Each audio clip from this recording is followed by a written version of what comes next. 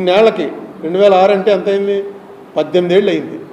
18 ఏళ్ల తర్వాత దీనికి కనీసం నేను అన్నమాట రైటు అని ఒక మాట వచ్చింది. నాకు పెద్ద రిలీఫ్ ఏంటంటే ఆ రోజు నేను చెప్పింది రైటు. నా మీద ఎన్ని ట్రోలింగ్లు జరిగాయో, ఎంతమంది ఏ పార్టీ వాళ్ళు నన్ను వదిలిపెట్టలే, ఇంక్లూడింగ్ కాంగ్రెస్లో నేను ఉన్నప్పుడు కాంగ్రెస్ పార్టీ వాళ్ళు కూడా అందరూ కూడా నన్ను రాజశేఖర రెడ్డి పిలిచి నన్ను పెట్టమన్నాడని, రాజశేఖర రెడ్డి చెప్పినట్టే నేను చేస్తున్నానని అనేక రకాల ఆరోపణలు చేశారు. అది నిజం కాదని నేను కూడా చెప్పాను.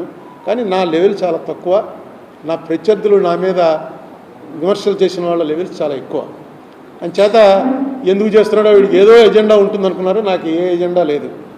మిగతా ఇప్పుడు మొన్నే చూసాం, కాకినాడలో ఒక కంపెనీ ఎత్తేశారు. ఏది దాని పేరు ధనలక్ష్మి, జయలక్ష్మి. అలాగే అది అయిన తర్వాత ఇంకోటి కార్తికేయ ఏదో ఇంకో పేరుతోటి ఇంకోటి ఎత్తేశారు, కోఆపరేటివ్. వీటన్నిటికీ కారణాలు ఏంటంటే ఇప్పుడు చిట్ ఫండ్ కంపెనీలు ఉన్నాయి. ఏ చిట్ ఫండ్ కంపెనీ కూడా ఆంధ్రప్రదేశ్లో ఉన్న ఏ చిట్ ఫండ్ కంపెనీ, ఆంధ్ర తెలంగాణలో ఉన్న ఏ చిట్ ఫండ్ కంపెనీ కూడా చిట్ ఫండ్ యాక్ట్ని ఫాలో అవ్వట్లే. ఎందుకంటే రామోజీరావు గారు ఫాలో అవ్వట్లే. చాలా సింపుల్. రామోజీరావు గారు క్లియర్గా మొన్న వీళ్ళు వెళ్తే ఈ పోలీస్ వాళ్ళు వెళ్ళారు, సిబిఐ కాదు వాళ్ళు, సిఐడి వాళ్ళు వెళ్ళారు. వెళ్తే క్లియర్ చెప్పేశారు ఆ చట్టం మంచిది కాదండి, it's a bad law, we're not applying it. ఇంకేంటి, ఇంక గవర్నమెంట్లు ఎందుకు, లాలు ఎందుకు? If it is a bad law I should have challenge it in the court. మీ మనుషులు ఉన్నప్పుడు, చంద్రబాబు నాయుడు గారు వాళ్ళు ఉన్నప్పుడు కొట్టేమయ్యా ఈ లా తప్పు అని చెప్పి అసెంబ్లీలో తీర్మానం చేయించవలసింది. చాలా సింపుల్గా మేము లేను, we're not following that law, we're following only company law. Chit fund యాక్ట్ని మేము ఫాలో అవ్వం.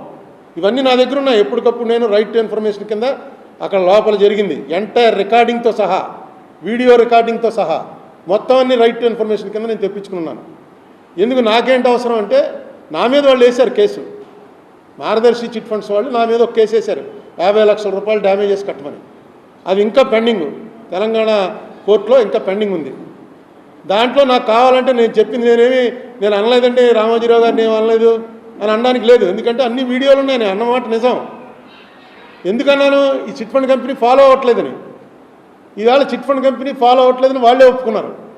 ఈ కేసు ఒక నిర్ణయం అయితే మార్గదర్శి చిట్స్ కేసు కూడా ఈ కేసులాగే ఒక కొలిక్కి వస్తే నేను ఆ కేసులోంచి బయటపడగలను. అందుకని నాకు తప్పదు.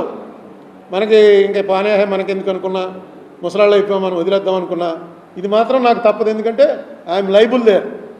వాళ్ళు వేసినటువంటి డ్యామేజెస్లో నేను అక్కడ వెళ్ళి దాన్ని ఆర్గ్యూ చేసుకుంటా. ఇంకా అది మొదలెడతాను. దానికి కావాల్సినటువంటి చిట్ ఫండ్ దాని మీద జగన్మోహన్ రెడ్డి గవర్నమెంట్ పెట్టిన కేసు అంతా ఉంది. అయితే ఇప్పుడు గవర్నమెంట్ మారింది కాబట్టి దాన్ని స్లోగా బయటపడేయడానికి ప్రయత్నం చేస్తారు. ఆ ప్రయత్నం కూడా జరిగినా వాళ్ళు ఏం పడతారు నాకు అనవసరం. కానీ నేను అడిగినవి, నేను ఏదైతే ఆరోపణ చేశానో ఆ ఆరోపణలు కరెక్ట్ అయిన దానికి నేను కూడా మరి ఇందులో ఇంప్లీడ్ అవ్వాలో, ఇందులో ఏమవ్వాలో అది కూడా ఆలోచించి చేయవలసి వస్తుంది, తప్పదు. దీనికి అంతటికీ బిగినింగ్ మార్గదర్శి చిట్ ఫండ్సే. ఆయన రామోజీరావు గారే చెప్పినటువంటి మాట, నా ఆర్థిక మూలాలను దెబ్బతీస్తున్నారు అని.